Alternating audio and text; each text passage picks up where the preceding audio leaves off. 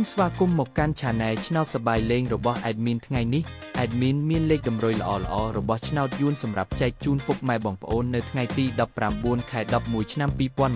2025 នេះដូចនេះ Admin មិនចង់ឲ្យចំណាយពេលវេលារបស់ពុកម៉ែបងប្អូនយូរតោះយើងមកតាមដានលេខតម្រុយរបស់យើងទាំងអស់គ្នាសម្រាប់លេខតម្រុយ2លេខមានលេខ65លេខ33សម្រាប់លេខតម្រុយអូស2លេខមាន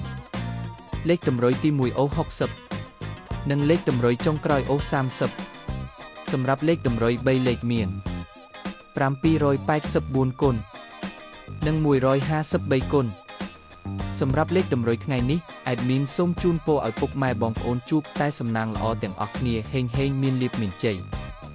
ជាចុងក្រោយសូមកុំភ្លេចជួយចុច Subscribe និង Comment ហើយដាក់សញ្ញារូបកណ្ដឹងដើម្បីជួយផ្ដល់កម្លាំងចិត្តមកកាន់ Admin ជាពិសេសងាយស្រួលតាមដានវីដេអូថ្មីនិងលេខតម្រុយល្អៗជាប្រចាំថ្ងៃជាមួយ Admin សូមគោរពលាពុកម៉ែបងប្អូនពីខ្ញុំបាទ Admin ឆ្នោតសប្បាយលេងសំណាងល្អទាំងអស់គ្នាសូមអរគុណ